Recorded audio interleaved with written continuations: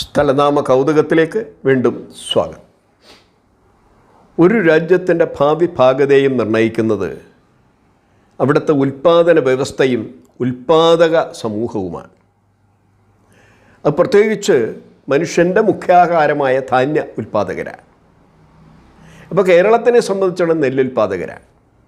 ഇതിനെക്കുറിച്ച് 2000 കൊല്ലങ്ങൾക്ക് മുമ്പ് എങ്കിലും എഴുതിയ തിരുക്കുറൾ എന്ന് പറയുന്ന തമിഴ് കാവ്യത്തിൽ, തമിഴ് വേദമെന്നാണ് തമിഴർ തന്നെ പറയുന്നത്, അതിനകത്ത് പറയുന്നുണ്ട്, ഉഴുതുണ്ട് വാഴ്വാരേ വാഴ്വാർ മറ്റുമവർ തൊഴുതുണ്ട് പിൻചെൽപ്പവർ എന്നാണ്. ഉഴുതുണ്ട് വാഴ്വാരേ വാഴ്വാർ, ഉഴുതുണ്ടെന്നവരാണ് യഥാർത്ഥത്തിൽ ജീവിക്കുന്നത്. ബാക്കി നമ്മളൊക്കെ അവരെ തൊഴുതുണ്ട് ജീവിക്കുന്നവരാണ് എന്നാണ് അതിൻ്റെ അർത്ഥം. മലയാളികളെല്ലാം ഉഴുതുണ്ടുന്ന തമിഴനെയും പഞ്ചാബിയെയും ഒക്കെ തൊഴുതുണ്ടുന്നവരായി മാറി എന്നൊരു വ്യംഗ്യാർത്ഥം കൂടി നമുക്കിതിന് കാണാൻ പറ്റും. അപ്പോൾ ഈ ധാന്യകൃഷി, മനുഷ്യൻ്റെ മുഖ്യാഹാരമായ ധാന്യം, അതേത് ധാന്യമായാലും, നെല്ലാകാം, അരിയായം, ഗോതമ്പാവാം, എന്തുമാകാം, അത് കൃഷി ചെയ്യുന്നത് ഒട്ടുമുക്കാൽ ഒരുപക്ഷെ തിന ഒഴിച്ചുള്ളതെല്ലാം കൃഷി ചെയ്യുന്നത് നീർവാർച്ചാ പ്രദേശങ്ങളിൽ ആകണം, അവിടെ പറ്റും. അപ്പോൾ നീർവാർച്ചാ പ്രദേശങ്ങൾക്ക് സംഘകാല ഭാഷയിൽ തമിഴും മലയാളവും അടക്കുന്ന പൂർവ്വദ്രാവിഡത്തിൽ പറയുന്നത് വേൾ പ്രദേശങ്ങൾ എന്നാണ്. അപ്പോൾ ഈ വേൾ പ്രദേശങ്ങളിൽ ധാന്യങ്ങൾ ഉൽപ്പാദിപ്പിക്കുന്ന ആളുകൾ ഉൽപ്പാദക സമൂഹത്തിൻ്റെ നേതൃത്വത്തിലെത്തുന്ന ആളുകളായിരിക്കണം ആദ്യത്തെ പ്രാദേശിക ഭരണാധികാരികൾ. ഇത് രണ്ടാമത്തെ സ്റ്റെപ്പാണ്. ആദ്യത്തെ സ്റ്റെപ്പിൽ വരുന്നത് കൃഷി ആരംഭിക്കുന്നതിന് മുമ്പ് നാടോടികളായി നടന്ന പശുപാലകരും അജപാലകരുമൊക്കെയാണ് ഗോത്രത്തലവന്മാരായി മാറിയെങ്കിൽ അതിനുശേഷം കൃഷി സജീവമാകുകയും നീർവാർച്ചാ പ്രദേശങ്ങൾ മുഴുവൻ ധാന്യ ഉൽപ്പാദന കേന്ദ്രങ്ങളായി മാറുകയും ചെയ്തതോടുകൂടി കർഷക പ്രമുഖർ, കർഷക പ്രഭുക്കന്മാർ ഗോത്രത്തലവന്മാരായും നാടുവാഴികളായും മാറുന്നതാണ് നമ്മൾ കാണുന്നത്. അത് ഫ്യൂഡൽ പ്രഭുക്കന്മാർ, ഫ്യൂഡൽ സമ്പ്രദായം രൂപപ്പെടുന്നപ്പോഴാണ്. ആദ്യം ഗോത്രഭരണത്തിൽ നിന്ന് ജന്മി വാഴ്ചയിലേക്ക്, ഫ്യൂഡൽ വാഴ്ചയിലേക്ക് മാറുന്നത് അപ്പോഴാണ്. അന്നത്തെ ഫ്യൂഡൽ പ്രഭുക്കന്മാർ വേൾ പ്രദേശം കൈയടക്കി വെച്ച് അവിടുത്തെ ഭൂമിയിൽ കൃഷി ചെയ്ത് ഉൽപ്പാദിപ്പിച്ച് രാജ്യത്തിനെ ഊട്ടിയിരുന്ന ഭൂപ്രഭുക്കന്മാർക്ക് സംഘകാലകൃതികൾ കൊടുത്ത പേരാണ് വെളിയൻ.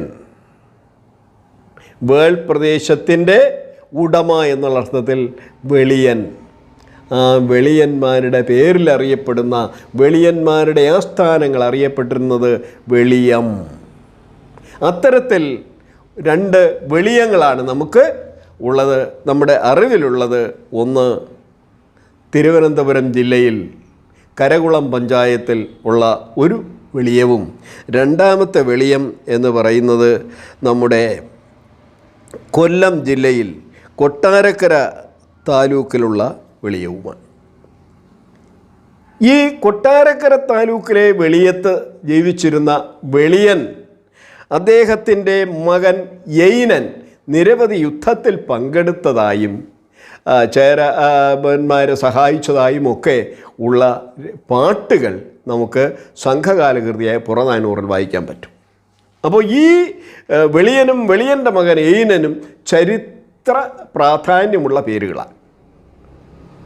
ഈ വെളിയത്തിൻ്റെ പേരിൽ തന്നെ, ഈ ഇതുപോലെ തന്നെ പ്രഭുക്കന്മാരുടെ പേരിൽ തന്നെ വേറെ വെളിയ നല്ലൂർ എന്ന് പറയുന്ന സ്ഥലം കൊട്ടാരക്കര തന്നെ ഉണ്ട്. വെളിയ നല്ലൂർ, വെളിയന്നൂർ എന്ന് പറയുന്ന പ്രദേശം വെള്ളനാട് പഞ്ചായത്തിലുണ്ട്.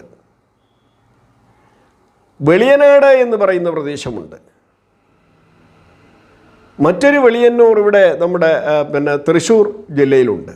കോട്ടയത്ത് വെളിയവുമായി ബന്ധപ്പെട്ട പേരുകളുണ്ട്. അപ്പോൾ ഈ വേൾ പ്രദേശങ്ങൾ, അതായത് നീർവാർച്ചാ പ്രദേശങ്ങളിലെ പ്രഭുക്കന്മാർ വാണിരുന്ന സ്ഥലങ്ങളെല്ലാം വെളിയവും വെളിയന്നൂരും വെളിയ നെല്ലൂരുമായി മാറുകയാണ് ഉണ്ടായത്. ഒരു കാലത്തല്ല, ഒരുപക്ഷെ ഇന്നും ഉൽപ്പാദക സമൂഹം തന്നെയാണ് ഒരു രാജ്യത്തിൻ്റെ ഭാഗതയും അതിൻ്റെ സമ്പന്നതയുമൊക്കെ നിശ്ചയിക്കുന്നത്. കാര്യം വ്യവസായവൽക്കരണം വളരെ സജീവമായി നടന്നാൽ പോലും കൃഷി എന്ന് പറയുന്ന സമ്പ്രദായം, അതായത് ഭൂമിയിൽ നിന്ന് ഉൽപ്പാദിപ്പിക്കപ്പെടുന്ന വസ്തുക്കൾ അവൻ്റെ ഭക്ഷണമായി മാറുന്നിടത്തോളം കാലം, മനുഷ്യൻ ഭക്ഷണം കഴിച്ച് ജീവിക്കുന്നിടത്തോളം കാലം ഉൽപാദക സമൂഹത്തിൻ്റെ പ്രാധാന്യം കുറച്ച് കാണാൻ ഒരു രാജ്യത്തിനും ഒരു ഭരണാധികാരിക്കും കഴിയില്ല. അതുകൊണ്ട് തന്നെയാണ് 2000 കൊല്ലങ്ങൾക്ക് മുമ്പ് തിരുക്കുറളിൽ തിരുവള്ളുവർ എഴുതി വെച്ചത് ഉഴുതുണ്ട് വാഴ്വാരേ വാഴ്വാർ മറ്റുമോർ തൊഴുതുണ്ട് പിൻ ചെൽപ്പവർ. അതിനെ അടയാളപ്പെടുത്തുന്ന സ്ഥലമാണ് കൊട്ടാരക്കരയിലെ വെളിയവും തിരുവനന്തപുരം കരകുളത്തെ വെളിയവും വെള്ളനാട്ട് വെളിയന്നൂരും വെളിയനെല്ലൂരും വെളിയങ്കോടും നെയ്യാറ്റിൻകര താലൂക്കിലെ വെളിയങ്കോടും എല്ലാം അടയാളപ്പെടുത്തുന്നത് പഴയ കാർഷിക സമൂഹത്തിൻ്റെ പ്രാമാണികത്വം വഹിച്ചിരുന്ന ജന്മി സമ്പ്രദായത്തിൻ്റെ അവശേഷിപ്പുകളാണ്. നന്ദി, നമസ്കാരം.